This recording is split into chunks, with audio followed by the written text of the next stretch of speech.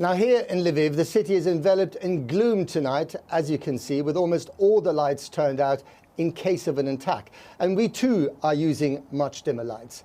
The morning began with satellite images of massive Russian troop movements, a column of artillery and tanks reportedly 40 miles long, heading towards the capital Kyiv. While President Putin seems determined to intensify his military assault, Ukraine's President Zelenskyy addressed the European Parliament by video link, telling Europe that his country was paying the ultimate price to defend freedom. His speech received a standing ovation. But Boris Johnson, the Prime Minister, said again today that NATO would not impose a no-fly zone over Ukraine. And a warning, there are distressing scenes in my report. The footage is mute, but you can imagine the sound. What you might not be able to imagine is the aftermath of a single Russian airstrike on the Ukrainian government offices in Kyiv. The man on the stretcher is one of 10 who didn't make it. 35 were injured. He walks out on Independence Square, rechristened after the collapse of the Soviet Union. And that's the point. Russia is trying to do to a whole country what it's done to this place. Wipe it off the map. Erase its borders and identity. We've seen white helmets before, of course, as well as this indiscriminate destruction from the skies. In rebel-held areas of Syria, Aleppo. There the Russians used their bombs to keep the Assad regime in power. Here they're using their bombs to get rid of a democratically elected government. And now it's Kyiv's turn. This was the panoramic view of the capital's television tower. Every window is an eye on the city's impending doom and on the bitter ironies of history. That park below is Babi Yar, a sacred memorial ground for the 33,000 Jews, communists and Ukrainian nationalists slaughtered here by the Nazis. This was the view from the ground. Imagine the panic and fear when the sky is your enemy. 5 were killed here. And there's more to come, much more. These are satellite images of a line of Russian tanks, 40 miles long. And these are the Russian helicopters in place for a full-scale attack on the capital. The only solution here are NATO airstrikes, and they are being ruled out.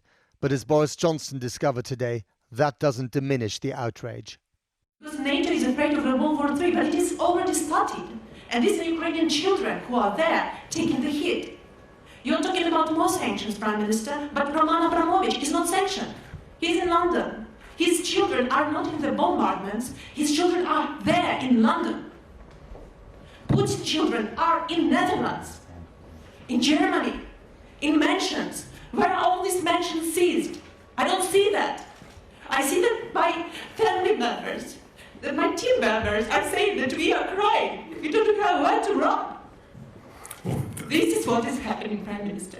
Look, I just want to say that I'm acutely conscious that there is not enough that we can do as the UK government to help in the way that you want. And I've got to be honest about that. There is, however, no shortage of gestures. The European Parliament today mustered a standing ovation for the President zoomed in from his bunker. Доведіть, що ви разом з нами. Доведіть, що ви нас не відпускаєте. Доведіть, що ви дійсно європейці. І тоді життя переможе смерть, а світ темряву. Слава Україні! They voted to fast-track Ukraine's urgent application for EU membership, but it's not their call, so this too was a gesture. At the UN in Geneva, they were also standing up, but this time to walk out. This was the Human Rights Council with a session on disarmament of all things, and the Russian foreign minister used it to lecture the West. Высокомерный, опирающийся на чувство собственного превосходства, исключительности и вседозволенности философии Запада, должен быть положен конец. But the lecture of a regime that feels more sinned against than sinning was lost on the empty chairs.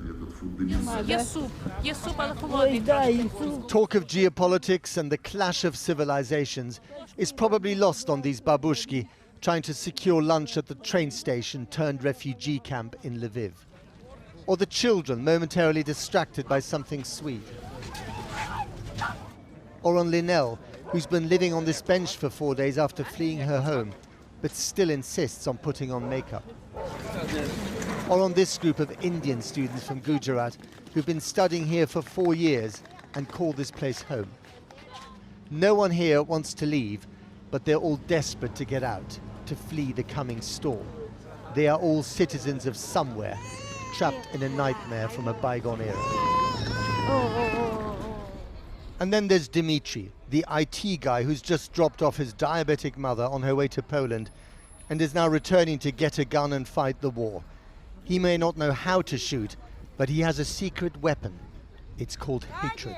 Ukrainian men are very, very angry, and we will kill every Russian soldier we put our hands on. You can be sure about that. They were probably never interested in war, but war is now very interested in them. Well, let's speak now live to the activist Daria Koleniuk, who you saw in our report. She is still in the Polish capital, Warsaw. Daria, thank you very much for joining us. I think what you said today in such an emotional way really summed up how many people, especially in Ukraine, feel. But just tell me, were you planning to say this to the Prime Minister, or were you seized by the moment? It's an accident that I appeared at that press conference, and I just wanted to say something what my people, my friends, my family members in Ukraine are not able to say to him. So I'm glad that he thinks that Ukrainian people are standing up. They are brave. We are brave. We are standing up. But we cannot fight the evil of Kremlin and the evil of new Hitler, Putin alone. We need protection. We need engagement of the West, but not on the border, from the western side of border with Ukraine, on the safe side of NATO. We need engagement in Ukraine. And that was my call.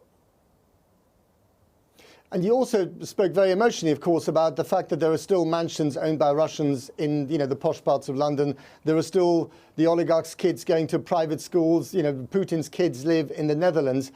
What do you actually want there to be done? Do you want them to be thrown out and sent back to Russia? Do you want the mansions to be closed down? I want all oligarchs and political elites of Kremlin, as well as their family members, to be sanctioned. Not all of them are sanctioned yet, just a few. Their family members are not touched. I want their family members, including children, to be kicked off of the NATO member states. And the reason for that is because Ukrainian children now, who have the most severe diseases in the hospitals, are now hiding in the basements and hiding from Russian missiles. And today I asked Boris Johnson, do something with protecting our sky. And he responded, I can't do no-fly zone over Ukraine. But why? If you can't do no-fly zone, what is the alternative?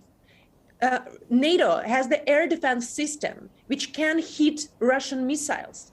Don't call it NATO no-fly zone. Call it something different, but simply protect our sky from these missiles and from the bombs which are bombing our hospitals, our infrastructure, everything, and let at least these children to evacuate from Ukraine through this green corridor speedily to the European Union.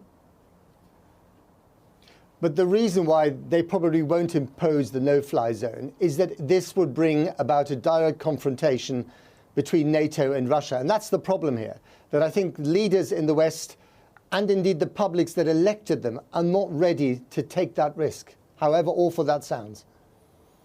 I have two answers to this. First answer is that we've already heard this fairy tale, that leaders were not going to go into the direct confrontation with Russia by shutting down Nord Stream 2, by imposing sanctions on Russia, despite all possible alerts and going public that the attack on Ukraine will be imminent. So they knew about that. UK and the US intelligence knew that there will be devastation war, but they didn't impose sanctions before these troops were collected. This is the first thing. And the second thing, Ukraine has 4 nuclear power plants and plus one shut Ukraine nuclear power plant in Chernobyl. Chernobyl is already seized by Russians. We have 4 more nuclear power plants. They are one of the largest in Europe. So imagine Russian missiles hitting any of these nuclear power plants. And NATO will not protect. And all this radiation will go without borders. So it's the imminent threat now to NATO, and NATO has obligation now to do something. And in addition to that, Ukraine gave up all nuclear arsenal under the guarantees of the security guarantees from the UK, from the US, and from Russia, that in case somebody will invade us, there will be support, there will be help. So one of the guarantors invaded us and is killing our children, and 2 other guarantors are gathering in Poland and the border and saying, we can't help you, sorry. Right. I know, it's a very depressing situation. Daria Kaleniuk, thank you very much indeed for joining us today. Well, today our international editor and her team set off from the city of Dnipro in the east and headed west to Uman. That city is under curfew tonight.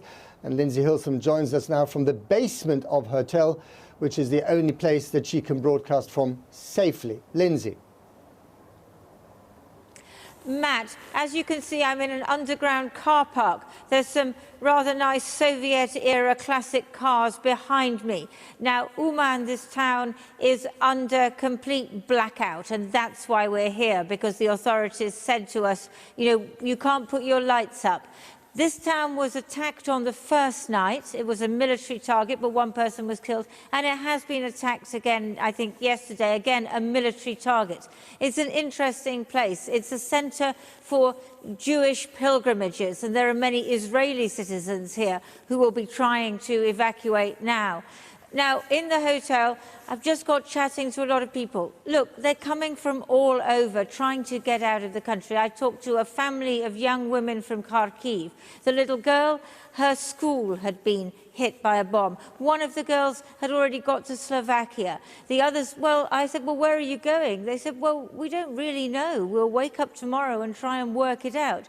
And you think this is the flotsam and jetsam of war. People who just don't know where they're going. They just pick up and go. The other thing that they said was that they had family in Mariupol. Now, that is south and east, and that has been one of the places where fighting has been worst. And they were really worried because there's no longer any mobile phone connection with there. There's also no heat, no light, no electricity. It's very hard to find out what's going on there.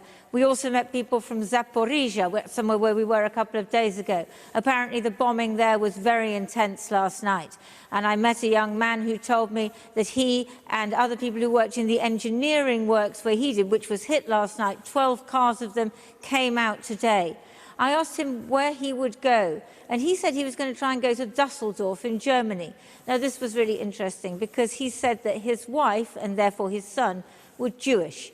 And this is a big thing, particularly here in this place of pilgrimage, but also today, as you've reported, they hit the television tower in Kyiv, but it also hit very near a major important Jewish massacre site from World War II, Baba Yar. 33,000 Jews killed there in 1941. Someone said to me, by hitting it, it was as if the Jews had been killed twice. History never goes in this place. President Putin says that one of the reasons he's intervened is in order to denazify this country.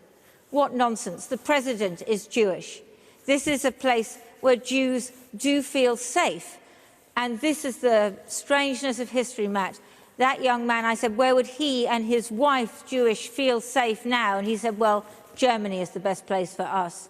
History never forgets Ukraine or Europe, does it?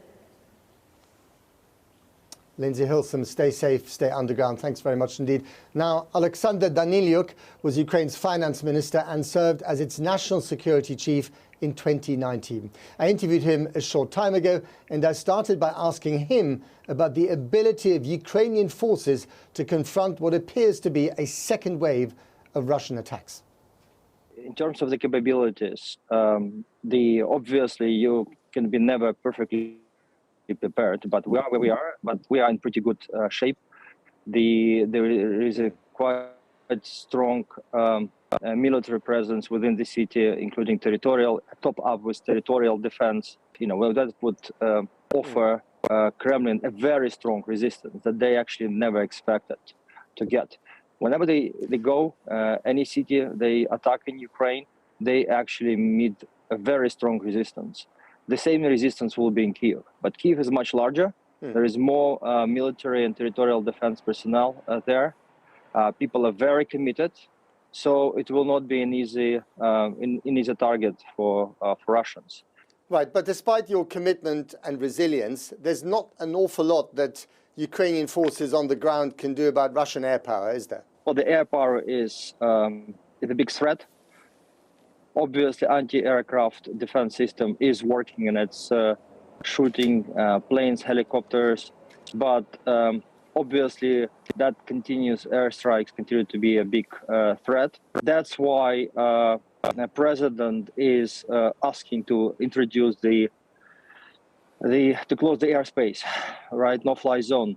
Unfortunately, that decision wasn't taken yet on the pretext, which is kind of, you may understand that, NATO thinks that by introducing no-fly zone, it will pretty much will join the war with Russia. I see it totally differently. When you close the space, right, and Russians have options not to fly, right? It's not like we, taking some rights from them. They're on our territory, so they basically won't be able to fly. But whoever starts that war, the point is that there will be war between NATO and Russia, and that is something that certainly the NATO leaders are very keen to avoid, however unfair that may be to Ukrainians on the ground. If Ukraine falls, which I don't believe would ever happen, right? But the NATO countries will be next, and so that's why Ukraine needs to be defended. And by the way, when I'm thinking about Ukrainians who are losing their lives in these bombardments, and may and will unfortunately lose their lives in the future, because Russia is only in the second wave would be much stronger than the first one. So obviously everyone in Europe, in the world, should think about our lives of civilians, of defenders as well, and do everything possible to protect them. I just want to ask you about the weapons that the West has been supplying. Is there any evidence that those weapons are actually getting through to the places where they're needed? Oh yes, at the moment I'm actually being trained to use one of them. Oh, really? Which one? An interesting one. It's getting through. It's putting in use. It's putting in use immediately, and some of these equipment been destroyed already by this weapon. So what I want to say is that these supplies already saved a lot of lives and helped to stop Russia advancement. You must be completely exhausted by what's going on, and we're only on day 6 of this war. That's okay. Unfortunately, it's not the last day of the war. We need to understand that it is going to last. It's going to last, and we need to get ready to go through this marathon. Alexander Daniluk, thank you very much for joining us. Good luck. Stay safe. Thank you. Good luck.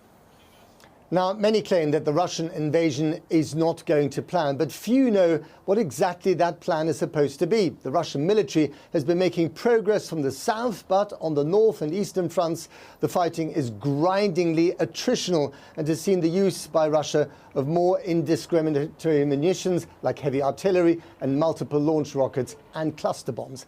Our chief correspondent, Alex Thompson, has been examining the day's events and the battlefield. An invasion on 3 fronts by north, east and south. This is Bucha, just north of Kyiv. A sense here of the resistance the long Russian armoured columns are meeting as they grind slowly south. A week of blood and still not beyond the outer suburbs of the capital. Bodies of soldiers lie where they fell. Today Moscow admitted for the first time it is taking considerable casualties.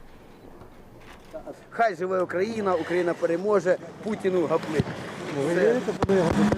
Зупинимо. Ми його не тільки зупинимо, ми його уничтожимо. Ukrainians are being killed and injured probably on a far greater scale. In Brovary Hospital, across the Dnieper River from Kyiv, the wards and the mortuary are filling. Після вибуху на блокпосту до нас одночасно поступило 6, потім ще 2 пацієнтів. To the eastern front, Donetsk, where Putin invaded 8 years ago, called our bluff and won. Once more, lives and buildings smashed in the invasion Moscow promised wouldn't happen, the West believed couldn't happen. Сгорел полностью дом. У нас все, вон мы как пострадали. Когда все это закончится? You can't just fight a war, you have to sell it. After 6 days of losing the propaganda campaign, Moscow's woken up. Russian Defense Ministry now releasing footage of its troops fighting. But no place, no time, no details beyond what it called a special operation, hitting targets in Ukraine. If Russian soldiers were told to expect bouquets, they got blockades. This, Kupiansk, near Kyiv in the east.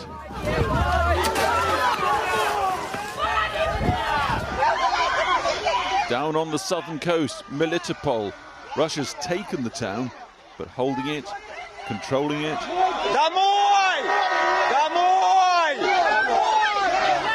The main government building in Kyiv, pulverized by a missile strike in the heart of Ukraine's second largest city. It remains the center of the most intense fighting. В результаті артобстрілу була частково зруйнована будівля облдержадміністрації, прилеглих будівель. Зруйнована сходова клітина, під завалами знаходяться люди, щонайменше вилучено рятувальниками 6 чоловік, близько 20 чоловік поранених. In Kherson, down on the Black Sea coast, another tower block takes a direct hit. And today's Moscow denial about targeting civilian buildings came from the defense minister, Sergei Shoigu. Российская армия не оккупирует украинскую территорию, принимает все меры для сохранения жизни и безопасности мирных жителей. Подчеркну, что удары наносятся только по военным объектам и исключительно высокоточным оружием. The cold-blooded reality is, of course, that if Ukrainian forces use civilian cover, they will be targets with obvious consequences. North, east and south, the red areas, those seized by Russia after 6 days now. Let's go north first, where that 40-mile armoured column moves slowly south towards the capital Kyiv, capable of laying siege to it. East, the second occupied zone, including the second city, Kharkiv, where the heaviest urban fighting has taken place. South again along the eastern border with Russia to the Donbass area, long partially occupied by Russia. And then to the southern occupied zone, from Crimea up into Ukraine and east, the town of Melitopol, seized by Russia now. Clearly the objective will be to link up all these zones, and in the south that would give Moscow a 150-mile land corridor, a bridge from Crimea to Russia itself. And tonight Russia's defense minister Igor Konashenkov claimed that southern objective has been achieved. So in the country of their neighbours, cousins, brothers and sisters sometimes, Russian ground forces pause. The peace talks will reconvene in the coming days, but the focus for civilians and soldiers of both sides remains firmly on fighting, doing it or escaping from it. Alex Thompson reporting there. Well, this war has been documented on social media like no other. Russia's attacks from the land and air filmed on mobile phones everywhere. In the last hour, more dramatic footage, apparently of Kharkiv, Ukraine's second city under heavy bombardment. Well, the glut of material emerging online from all corners of the country has already been used for intelligence, propaganda, and perhaps later for evidence of war crimes. Paul McNamara has been looking at the onslaught launched by Russia on Ukraine's second city. The attack on Kharkiv is perhaps the most dramatic demonstration of Russian firepower yet, striking a government building in the heart of the city, a city of 1.5 million people. But what does this tell us about the war? Well, firstly, it gives us some insight into the weapons being used. This missile moves fast, but slow the footage down and zoom in, you can see what appear to be fins halfway down the body. As it continues down, you get an indication of the size. Experts believe this is likely to be a Caliber cruise missile. These are new. First used in 2015, can carry up to half a ton of high explosive, and which Russia used extensively in Syria. But other pictures from social media, which we verified, tell a more worrying story, like what other missiles are being used. This is the tail of a rocket embedded in the ground outside the Red Cross in Kyiv. Now, a number of these rockets have landed across Ukraine with no explosions, leading many to conclude they're duds. They're not. In fact, this is the empty casing, say weapons experts. It's actually the end of this, a Russian missile, a cluster bomb, they say, that releases bomblets high in the sky, leaving the empty shell to land further away. But we call these wide area effects weapons, and it's usually going to cause more damage than just the place it's hitting. Unfortunately, history shows that the likely outcome of this type of bombing and strikes of urban areas is that it's going to look like they're flattening the entire city. Most Western nations have signed a treaty banning these sorts of weapons. One nation that has not signed up, though, Russia. And so the UK's Ministry of Defence most recent assessment, more indiscriminate bombing, many more civilian casualties. Paul McNamara there. And later in the programme, we'll have more from inside the city of Kyiv and the people living among the falling missiles. Now, one of the first places to come under attack in the whole of Ukraine was Vasilik, which is 30 miles south of Kyiv, the capital. It was attacked at first by rockets and later paratroopers because of a military airfield nearby. Well, joining me now is Natalia Balasinovich, the mayor of Vasilik.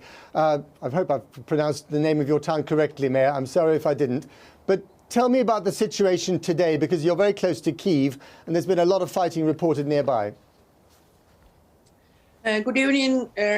Today the situation is a bit quiet than yesterday, but I will explain you why Vasilik is a very strategic place for Russian army to attack it. Because we have the 6 military bases in Vasilik, and we have the airport, military airport. That's why Russian troops, they want to attack the airport with the rockets, and already they did it during 4 days. It really looks like the hell. Now our main street, the best college for students in Kyiv region is completely destroyed by bomb. It was day before yesterday. Yesterday night, during attacks by rockets, was destroyed multi-flats, 5-floor building full of people, also in our main streets on the city. Our town is situated in 20 kilometers from Kyiv, and our militaries are very strong. We believe them, we support them, and life really, it's very difficult now, because it's not the military operation. They are killing a lot of civils. They are killing us. But we are also witnessing sorry to interrupt. We're also witnessing today the encirclement of the capital Kyiv by Russian forces. Have you seen any evidence of that? They will never enter Kyiv, and they will never, and we will never give our town Vasilik, because we already see that our enemy, it's not strong enough to attack airport, and our all civil people give a huge support. And territorial forces also we formed during 1 week. It's strong enough to support to our army.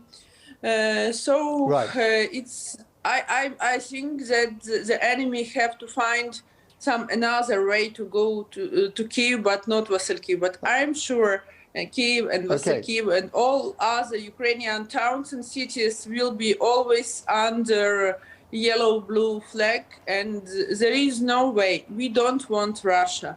We are Ukrainian. We have let me ask own... you, sorry, Natalia, to interrupt. I just want to get one more question in, if I may. I gather your cousin is a Belarusian paratrooper, so he could be fighting on the other side of this conflict. Yes, that's true. And you know, the problem of our country is that all of us, we were Soviet Union. For example, my grandfather, he was Russian, and he came to Ukraine to study in military college, and he married Ukrainian. From another part of family, my cousin, he live in Belarus, and he's in Belarusian army. And as all of you know, that now Lukashenko president decided to go together with Russia.